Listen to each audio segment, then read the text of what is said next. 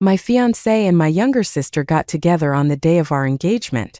I overheard them confessing their love to each other, almost making me sick to my stomach. William and I had been in a 7-year long-distance relationship from sophomore year until now. Susan had been following me around, calling William brother for 7 years. In my eyes, they had always been like siblings. William treated her like a sister, but Susan's true feelings towards William were unclear. Susan is my younger sister from a different mother. My dad and mom divorced early, and my dad, since I had some talent, doted on me. Susan was cute when she was young with chubby cheeks and drooling, and she used to like sleeping while hugging me. But as she grew a bit older, around kindergarten age, she was no longer cute. She would occasionally put on a look of grievance, blaming me for things that were not my business. She would say things like, "Dad, if you want to hit someone, hit me. I'm so scared when you guys fight. Sister likes it, so give it to sister." I didn't mean to. Can sister forgive me? At that time, I didn't understand what manipulation was. How could such a young child have ulterior motives? But my dad's attitude towards me changed from good to bad and worsened over time, especially because my stepmother was her biological mom, and my position at home became precarious. I worked harder at studying and dancing, hoping my dad would love me more, but to no avail. My dad always thought I bullied Susan, while Susan endured silently. Did you think I wasn't wary of Susan while dating William? It was fine for the first 2 years. I was in college and she was in high school. By the time I graduated, she entered college, and with more time she started making moves. Every weekend when William and I had a date, she would tirelessly try to contact me, claiming sisterly affection. I tried to drive her away, but she would cry and say, "Sister, do you not like me anymore?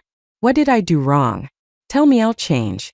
I'm so sad when you treat me like this." I would roll my eyes and she would tear up. Each time William would mediate, saying Susan was still young, liked following me, and let her do so. He would ask me not to be so harsh on Susan. We argued about this several times. He said I was unreasonable and shouldn't argue with a child, while I said he didn't understand anything and had no right to intervene. We almost broke up but didn't. Later, when Susan clung to me, William remained silent, letting me handle it. "Oh, I'm a dancer. My name is Sue, and I work at the Provincial Cultural and Arts Troupe, considered a pillar of the troupe." William works in IT, a programmer who had already become a project manager in a private company, young and promising with thick hair. Everyone around us said we were a perfect match, and the number of people asking when we would have our engagement ceremony was countless. Here, before getting married, we had to have an engagement ceremony first. William and I booked a hall at a local 5-star hotel. It for its duplex structure. Bright crystal chandeliers, long spiral staircase, the first floor to entertain guests and the second floor for dressing rooms and lounges. I was touching up my makeup in the dressing room. My sister's dress looks amazing. It highlights all her strengths, unlike me, who wears t-shirts and jeans every day. This lipstick matches her so well. Is this what they call a man killer? I'm so clumsy. I don't know how to apply makeup. Sister, can you teach me in the future? I looked at her through the mirror. Okay. She looked ecstatic. Often I couldn't tell if she was genuinely naive or just pretending to be. After so many years, I didn't like her. It was obvious. How could she still pretend to be so close to me? "Sue, it's almost time. I'm going downstairs to be with Mom and Dad." Susan rushed out, leaving the makeup artist staring at her back in amazement. "Sue, your sister is so lively and naive.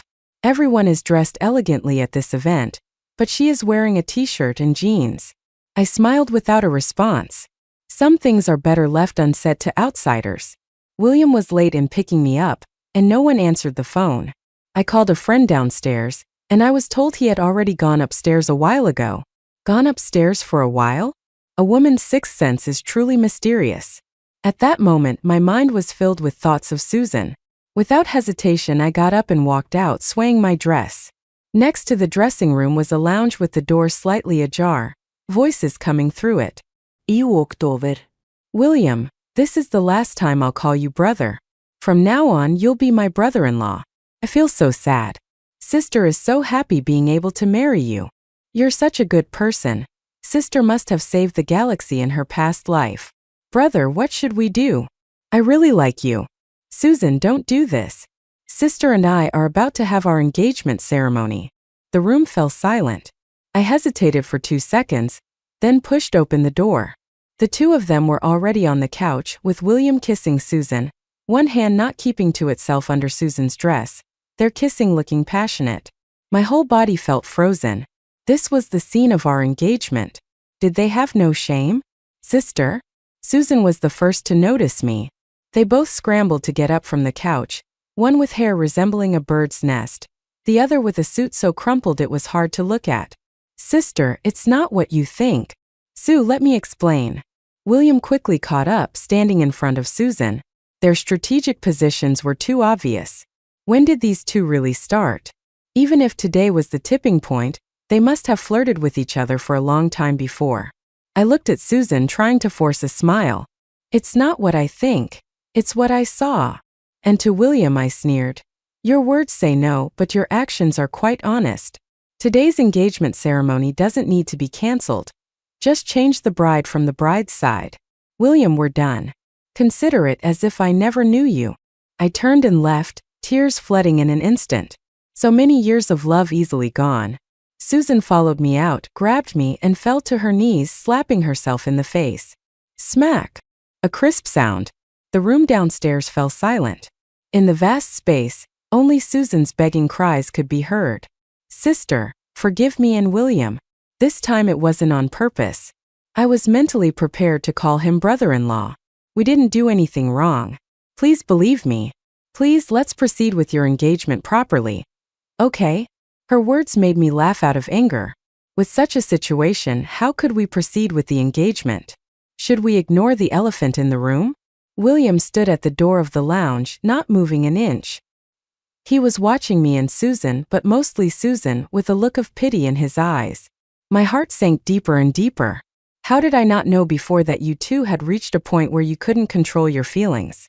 You two, you're quite something. Furious, I turned and ran downstairs in 9-inch high heels and a long skirt with a wide hemline. I lifted my skirt in front, but it was stepped on from behind, making me roll like a dumpling down the stairs. The pain in my body felt more real than any screams. Everyone rushed to my side. I struggled to stand up and realized my right ankle couldn't move. I'm a dancer. I knew the difference between spraining a foot and fracturing a bone. A chill ran through my heart. Quick, take me to the hospital. That was the darkest moment of my life. In one day, I lost my lover and my career. My ankle was shattered. The doctor said I needed surgery with a steel plate and I might not be able to dance again in the future. In the hospital room, several dancers from the troupe turned away, wiping tears. William blamed himself and knelt at the bedside, repeatedly promising to take care of me for a lifetime. Susan stood at the door of the ward, crying continuously, occasionally glancing at William like a wronged little wife. I ignored them. My stepmother couldn't stand it, feeling sorry for her daughter. It wasn't your sister who pushed you down. Why are you making a fuss? Just a lost leg for you, but for her it's a lost love. I felt nothing but ashes in my heart, not just towards William but towards the whole family. I looked at my stepmother calmly. If William prefers her, can I break her leg for you? Since that day, there was no need for me to pretend with my stepmother. Our only interaction was when she told my dad to tell me that she had packed up all my belongings from childhood to adulthood, so I should move out. She wanted to free up my room for other uses. I nodded and handed my house key to my dad, asking him to help me move my things so as not to take up their space. William came to see me every 2 or 3 days, and I ignored him, telling him to leave. He would silently cut fruits for me, pour water for me, saying that once I recovered, we would get our marriage certificate and he would take care of me for a lifetime. Susan, on the other hand, came every day, crying and asking for forgiveness. I told her to leave, and she would kneel down, wailing, fearing that others might not realize how wrong she felt. Whether by coincidence or something else, William had witnessed her kneeling several times. When he looked at her, there was the same look of pity as that day, but when he looked at me, he seemed hesitant, almost asking me to treat Susan better. In the end, the two of them changed from leaving one after the other to leaving together, no longer bothering to hide their feelings. The other patients started commenting about William, originally saying, "Your boyfriend seems nice. Did you two have a fight?" "To your sister's boyfriend is good. He's so caring towards you," the elder sister. What can I say? Can I say that I fulfilled this couple at the cost of one leg? I hurriedly urged them to leave. Please, both of you, get lost. Instead of coming here to act, why not go on a date, roll around in bed sheets? Didn't we leave it unfinished last time? Susan, sister, please don't be like this. William and I are just friends. We didn't do anything. If you mind, we won't have any contact in the future. I rolled my eyes. Stop it. For the rest of my life, please don't appear in front of me anymore. Susan started to cry again. William pulled her and left without looking back. My father put the packed items in my living room. 4 weaving bags in total, from clothes, books, photo frames, simple skincare products to slippers, toothpaste, and chargers. Everything was thrown randomly into the weaving bags. I picked out useful things with my cane, then called the recycling station for old clothes and books to come pick them up. My connection with that family was in the 22nd year after my parents' divorce. It was broken after they cut out everyone in the family photo except me. I transferred some money to my father, thanking him for raising me. The Cultural and Art Museum gave me a new office job. Not tiring, very leisurely. After finishing my work every day, I leaned on my cane and went to watch my former partners dance. God knows, for me, dancing is my destiny, more important than William. So I hate Susan. If it weren't for her stepping on my dress that day, I wouldn't have fallen from upstairs at all. The envy and loneliness in my eyes were so obvious in the mirror in the practice room. Sue, come here. The deputy leader personally introduced me to a part-time job at the Children's Art Center opened by his friend. There were 6 dance classes on weekends, hoping I could come and give some instruction. I didn't need to dance, mainly to demonstrate the movements and train the teachers if there was time. I was hesitant at first. He said, "Consider it a break. Your dancing skills are profound. It's a waste not to use them. Talented people can shine anywhere, not just on stage. Sue, they need you." The dance class job occupied my entire weekend, busy and fulfilling, with no time to think about other things. The innocent smiles and lively eyes of the children were life and also redemption for me. I understood the deputy leader's good intentions. The weight that life cannot bear will eventually force you to accept it and compromise in the most appropriate way. 1 month after leaving the hospital, I discarded my cane, and as long as I didn't do strenuous exercise, my mobility was no different from a normal person. I still longed to dance, would practice basic skills, and demonstrate to the children with the right ankle not bearing weight. Occasionally, I would cautiously test the condition of my right foot. In my heart there was always a hope. What if? What if I could dance again? I had interactions with another man, Peter, half a year later on a weekend Saturday night. There was no class in the dance class and I was practicing choreography alone. I wanted to test if I could jump. Many things needed to be tried to know the results. Nearing the new year, the art center would hold a performance. I was choreographing a dance for the children. In the end, with a simple jump, I even specifically controlled the height of the jump, but my right ankle still couldn't take it. I fell to the ground. Peter rushed in, half kneeling in front of me, anxiously asking how I was. We were not familiar with each other. He was just a relative of one of my students who had been picking up the child at that time. He cared more about the child's dancing than the child's mother, always asking about the child's condition after school. That day, something strange happened. When Peter rushed to me, my focus shifted from my foot to his shoes. Shoes were not allowed in the practice room, yet he was wearing shiny leather shoes. He saw me staring at his shoes, quickly took them off and held them in his hand, then smiled, his whole face relaxed. "I've never seen someone like you who's injured but still concerned about keeping the floor clean. Seems like it doesn't hurt anymore. Do you want me to take you to the hospital?" My ankle was fine. The pain had eased since the initial moment, and I seemed to be able to bear it. I didn't need to go to the hospital. Peter helped me change shoes at the doorway, then took my coat and bag from the shelf for me. He casually mentioned that his nephew was learning painting here on Saturday evenings, as if to explain why he was here at night, then reminded me to use my right foot less, take care of the injury, and not make the situation worse. Finally, he helped me downstairs and watched me get into a ride-hailing car, apologizing. "If I didn't have to pick up the child, I would have taken you home."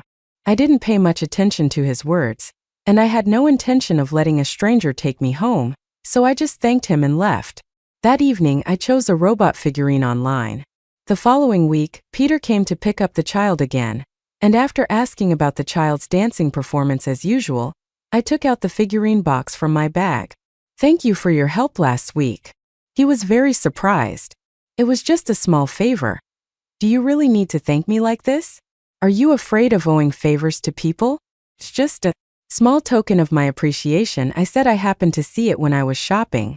I didn't know if you would like it." I don't know which word resonated with him, but his mouth curled up, accepting the small box. "I like it." At that moment, several children who hadn't left yet rushed over, including his niece. "Teacher, do we have one too? We want a gift too." Their eager eyes looked at me. I smiled and took out lollipops, chocolates, and fish sausages from my bag to share with them. The children joyfully took the treats and scattered around. Peter smiled and asked, "Did I make you spend money?" I shook my head. I bought it for them in the first place. Since becoming a teacher at the organization, I often buy small snacks as extra rewards. "After receiving your gift, Sue, let me treat you to dinner." "I'm sorry, I already made plans with someone else." I never dreamed that I would be countered so quickly when saying this. Half an hour later, I sat in a nearby steakhouse, cutting the meat with a knife and fork, taking small bites and putting them in my mouth while Peter stood with the child next to my table. What a coincidence! He pointed to the couch across from me and jokingly asked, "Your company didn't show up?" I smiled calmly. He had something come up last minute. "You don't mind, right?" He gestured towards the couch across from me again. What could I say? I could only smile and say, "It's better to meet by chance than by appointment." I'm not good at talking compared to Peter, who was more talkative and humorous. His niece, Cindy, had been glancing at him with strange eyes several times. I followed Cindy's gaze to him. He chuckled. After maintaining a parental image for so long, it's hard to return to normal. The child isn't used to it. Cindy snorted through her nose. Peter showed a doting expression and ruffled Cindy's head. Cindy rolled her eyes and snorted again. I felt a bit envious of their family atmosphere. Since my mom left my dad, I had no contact with her for many years. My dad only had my stepmother and Susan in his eyes. In the evening, I received a friend verification message. Peter, Cindy's uncle. He added me through the business card push from Cindy's mom. That's how I learned his name. He sent a photo of the robot figurine placed on his desk next to a corner of a laptop. "Thank you. I really like it." "You're welcome." After that, Peter would occasionally like my posts on social media. Sometimes I would return the favor by liking his posts, keeping the mutual respect alive. Through this interaction of likes, I unexpectedly discovered that he knew the leader and deputy leader of our provincial art troupe, and their relationship seemed pretty good. As for what Peter did, it wasn't apparent from his social media posts. Of course, he might have restricted certain posts from my view. Similarly, through messages, William would occasionally check in with me. "How's your foot doing?" "Much better, thank you." Many years of feelings. We couldn't be lovers, but we didn't have to be enemies. I never blocked him and never con. I considered doing so because the estrangement of adults always drifts further apart. It was Susan who was posting affectionate messages, and even privately messaging me to seek forgiveness. "Sister, can you forgive me?" "Sister, you're so great. Many other guys like you besides William, but I only have William. I can't leave him." "Sister, which ring do you think looks better?" A photo of a string of diamond rings was sent, one of them almost identical to the engagement ring I had back then. I felt a bit suffocated. Since that incident happened, every time Susan sent me a message seeking forgiveness and showing off her relationship, I would reply with just one sentence. She would mostly say that sister was so good and sister loved her the most. On this day she replied, "Sister, you must be angry with what you said. I feel so sad. After all, it's the room you lived in for more than 10 years. I rolled my eyes, turned off the screen, cursed her under my breath and looked out the window. Peter chuckled softly beside me. I turned to him, silently accusing, "You're enjoying yourself when someone else is upset. Do you know when you roll your eyes you look even more lively and cute than usual?" he said. "Are you driving?" I immediately retorted, wondering how even the eye rolling was so obvious. Peter didn't reply, just pursed his lips, a slight smile playing at the corner of his mouth. Cindy, sitting in the back, piped up, Sue, my uncle wishes he had a pair of eyes on you. Peter smiled, glancing at Cindy through the rearview mirror. I turned around, pretending to be serious as I said, "Kids don't talk nonsense." "I'm not talking nonsense. My mom said that," Cindy retorted, looking at Peter provocatively, mimicking the tone of an adult. "How old are you? Can't even chase girls properly, have to use your niece as a shield." I felt embarrassed on the spot. Peter wasn't completely at ease either. He raised his left hand, resting on the window frame, rubbed his temple, and tried to lighten the awkward atmosphere with a smile. "Caught red-handed, huh?" He glanced at me and changed the subject. "Sue, don't you remember me?" I really didn't remember. It was only after Peter half reminded, half directly stated that I recalled that one year where, after every performance, there would be someone sending a basket of flowers. The signature on those baskets was Peter's. Back then we had actually met once. After one performance, he, accompanied by the troupe leader, personally invited me to perform at their company's annual meeting, promising good compensation. I declined and stated the reason directly. During that time, I had to go to my boyfriend's hometown to meet his parents. After that, neither Peter nor his flower baskets appeared again. It hit me like a thunderbolt. Back then, did this man think, "Sue, now that you're in my car, can I finally succeed in pursuing you?" Peter asked with a playful smile. The thunderbolt in my heart slowly dissipated, accompanied by a sense of relief and a touch of disappointment. I was just an ordinary woman, with desires like anyone else, yearning for someone to like me. Who am I compared to a star? I chuckled at myself, shifting my gaze outside the window. Outside, the city lights were coming on. Now I was just a dancer who might never set foot on stage again, an administrative staff member at the provincial arts troupe, a teacher at a children's art institution. "You're the brightest." His voice sounded again, deep and slow, as if pondering for a while. "Sue, shall we give it a try?" The enclosed space of the car was quiet. I pondered for a while and said, "Okay." Peter turned out to be a perfect boyfriend. Every morning he would drive halfway across the city, bringing fresh flowers to pick me up for work. In the afternoon he would pick me up after work. We'd have dinner together and he'd drive me home. From Monday to Friday, on weekends when I worked at the art gallery, he would spend the whole day with me, either working on his laptop in the parents' rest area, occasionally glancing at the monitors, or standing in the corridor by the classrooms sneakily watching me. Honestly, this kind of care and attention I had never experienced from William. It was sweet. The troop leader teased after seeing him several times. "Not easy to be patient and see the moon emerge from the clouds." The deputy leader chimed in. "When's the wedding banquet?" I didn't know how to respond. My relationship with Peter was just beginning, and marriage was still a long way off. Peter, however, smoothly continued, "Thanks for the well wishes. I'll keep working hard. And you, please say a few more good words for me. Help me bring Sue home sooner." The troop leader and the deputy leader both looked at me with meaningful glances as if saying, "You can do it." I was non-committal. "Are you really clueless or just pretending?" the troop leader asked in private. I was perplexed. The troop leader had to point out that Peter was a famous, wealthy bachelor worth billions, ruthless in the business world, yet had a soft spot for me. I should seize the opportunity. I, on the other hand, hesitated. I knew he was well off.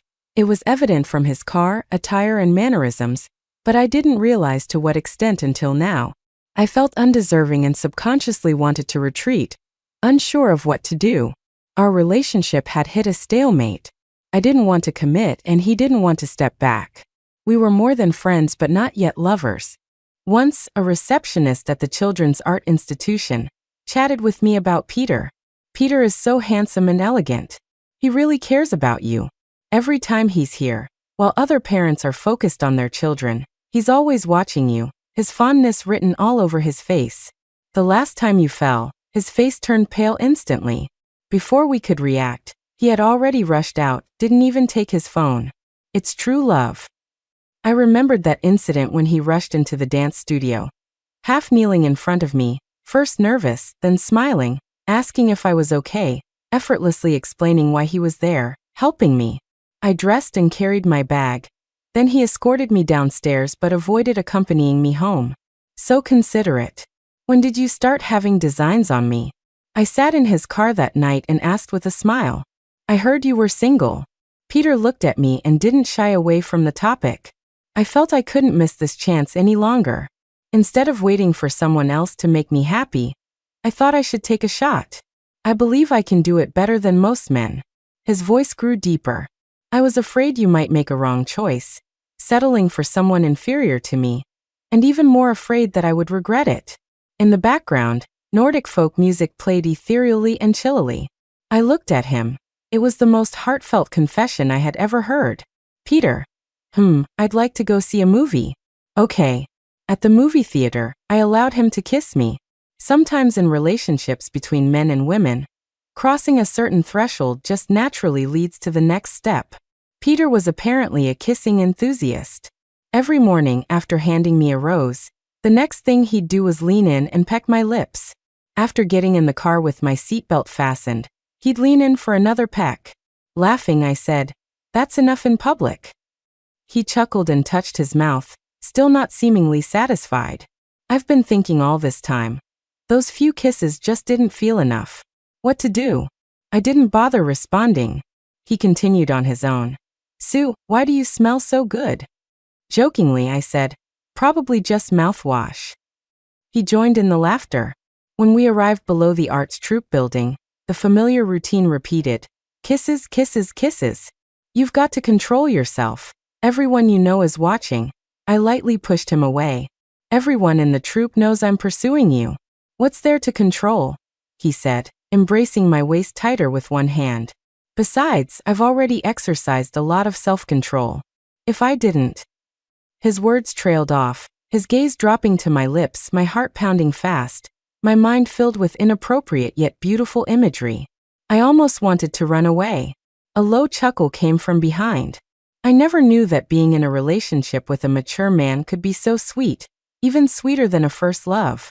With Peter, he knew exactly when to act, when not to, and gave me the utmost agency. In his words, after taking 999 steps, I'll extend my hand on the final step. You just have to place your hand in mine. And that final step, he would still take it. As long as I didn't retreat, it would all be fine. Under the night sky, beneath a towering clock tower, Peter held me close, regret lacing his voice. I missed you for so many years. At that point, I was already heading towards meeting my boyfriend's parents. If you show up now, you'd be a homewrecker, I mumbled in his arms. Remember, we hadn't even reached the point of meeting each other's parents yet. It was as if I were a thorn in his side as he held me even tighter, nose rubbing against mine, murmuring, "Apart from seeking my wife's opinions, my marriage doesn't need to concern. Whoever it is, they're just being informed. So wife, when do you plan to marry me?" I remained silent. I decided to retract my assessment of him being a mature man. We had only taken 999 steps of those agreed upon 1,000 steps, and he was already trying to step over the last one, assuming the title of wife, without consulting me. "Are you with someone else now?" William's booming voice echoed over the phone, interrogating me without even using my name. I was taken aback. "William, we've been broken up for so long. You and Susan have a child. Can't I have a boyfriend?" I shot back. "What child? Have you forgotten we're engaged? It was you hugging Susan that day, wasn't it? We broke up. We broke up on that very day. You're not suited for double dealing like this." "What breakup? When did I ever agree to break up? You've been the one avoiding me all this time." Peter directly took the phone from my hand, not mincing words. "William, right? I'm Peter, Sue's current boyfriend. Please refrain from harassing my girlfriend, or I'll have to call the police." I didn't know how William reacted as Peter finished speaking, hung up, and promptly blocked William's number. I looked at him in astonishment. "That's my phone. Did you just block someone without my consent?" He smiled. Sometimes a girlfriend needs to listen to her boyfriend. He returned the phone to me. It was the first time I glimpsed his possessive side. William and Susan must have seen me with Peter on the same day, because after William's call the previous day, the next day Susan showed up at my doorstep outside the practice room of the art institution. When I saw her standing just half a step behind Peter, chatting as if they were just finishing up a conversation, a smile bright on her face, My heart skipped a beat. I had lost to her once before, and I was afraid she was trying to repeat history. What are you here for? I was full of hostility, even more so than when she used to pester me and William. Peter walked up to me, turned to look at Susan with a raised eyebrow as if inquiring. Susan looked full of grievances. Sister, I miss you. It's been so long since I last saw you. Mom and Dad miss you too. When are you going back? She looked at Peter pleadingly and stuttered. Peter, please talk to Sis for me. I couldn't swallow my anger and turned to leave. Peter caught up to me and asked if I was mad at him for talking to other women. I'm not mad at you. I'm just uncomfortable. I sighed and said sourly. Peter, we've just met, and now we're already brother and sister? I didn't ask her to call me sister. Peter smirked smugly. Sue, are you jealous? How about you also call me brother? I glared at him. He continued to coax. If you call me brother, I guarantee no one else in the world would dare to call me that. I rolled my eyes at him, looking at his serious expression, and couldn't help but laugh. What a twisted sense of humor. Such a disgusting nickname. As it turned out, Peter indeed had a twisted sense of humor. Much later, at specific times or occasions, like when we argued or made love, this nickname was like a switch. Susan took a liking to Peter. Over the years, whenever I had something, she would look up to it, and most of the time, she would snatch it away. After that meeting, she often ran to art institutions on weekends, ostensibly to seek forgiveness from me, but in reality, she was just trying to get close to Peter. Sue, be careful of your little sister. She's like a tea serpent. Peter has rejected her many times, but she's still swooping in. I grunted in acknowledgement. The time I spent with Peter wasn't as long as the time with William back then, but for some reason, I had confidence in him. Men of his caliber, if they wanted pretty women, could easily have them with a wave of their hand. He didn't disappoint my confidence in him. I don't like it when others call me that. Susan, you better call me Peter or brother-in-law. Even though you're Sue's sister, please have some self-respect. Whether I'm good or not has nothing to do with you. I don't want Sue to misunderstand. I'm not your William. Your tactics won't work on me. I can distinguish between a stone and a gem quite clearly. These words were relayed to me by the receptionist along with some flattery. Sue, Peter is so handsome. He talks to Susan with a commanding presence. I've never seen a man reject a woman so decisively. You should get married soon. After Susan hit a wall with Peter, she turned to me for conquest, determined not to give up. She cried in front of the parents picking up their children, asking if I was still mad at her because I was blaming her, and that's why brother-in-law was ignoring her. She said she realized her mistake, that she only had one sister, and nothing was more important than her sister. She asked how she could be forgiven. Did she have to kneel down and kowtow? She cried so hard as if she was about to faint the next second. Many onlookers were pointing fingers. Sue, forgive her. How can siblings hold grudges? Isn't it natural for an older sister to give in to her younger sister? I laughed in exasperation. Who said the older sister must give in to the younger sister? What if the younger sister is a scoundrel? I looked at the crowd. The best way to deal with green tea was to accuse publicly. At my engagement ceremony, my sister went to confess her love to my fiancé, and they rolled on the couch. Caught in infidelity, my sister stepped on my skirt, causing me to tumble down the stairs and break my leg. I, a dancer unable to perform, what did it mean? She acted aggrieved and delicate, frequently kneeling to apologize, forcing me to forgive her. Would you dare to have such a sister? I pointed at Susan.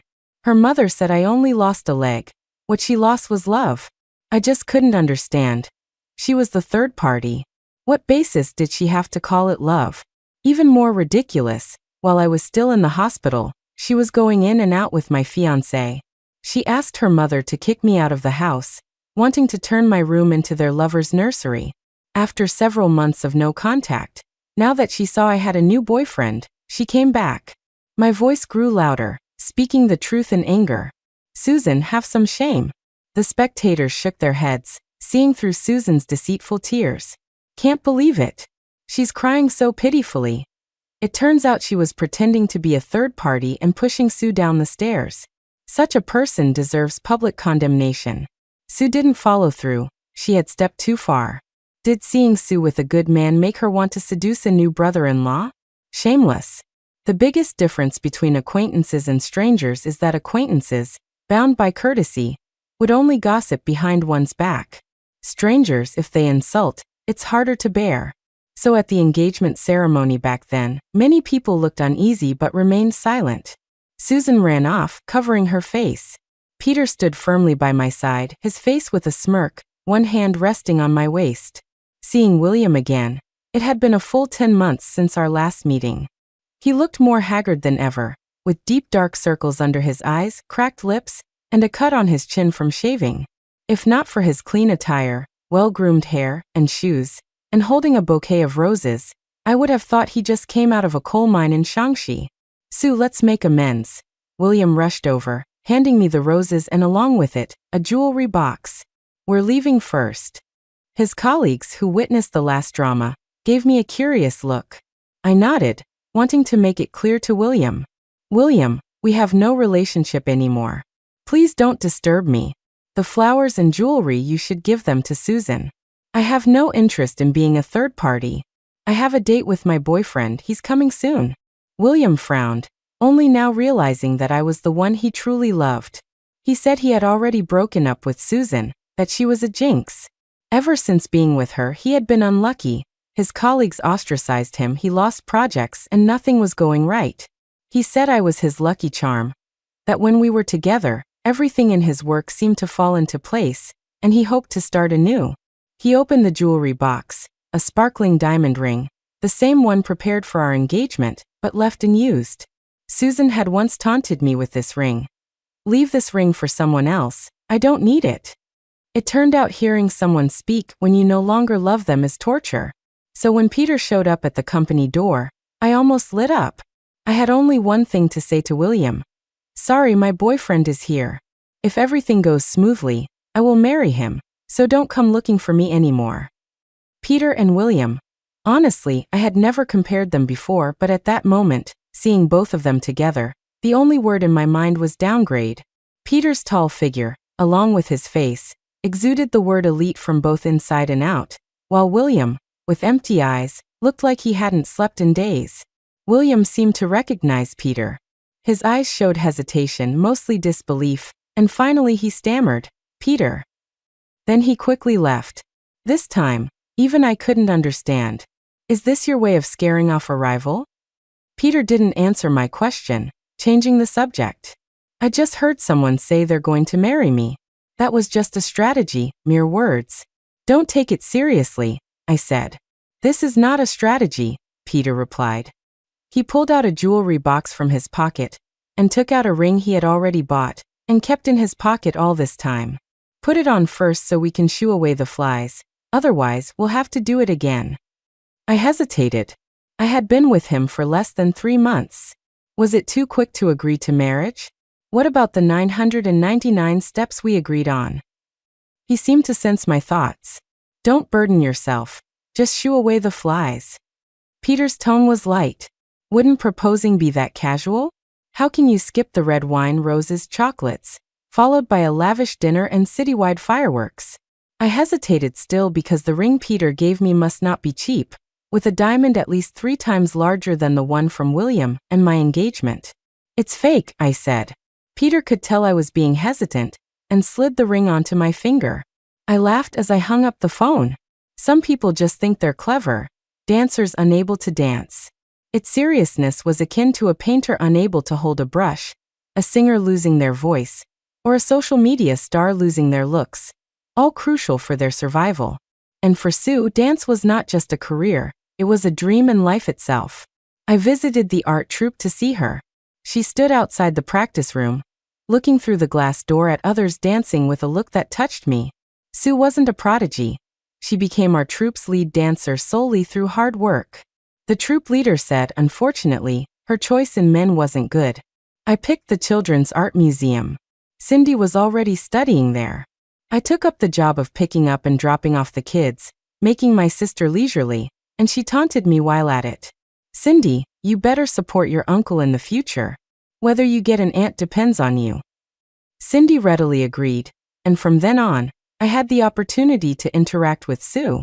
Every time after school, I would ask about her child, and she never tired of answering, trying to adapt to this new life.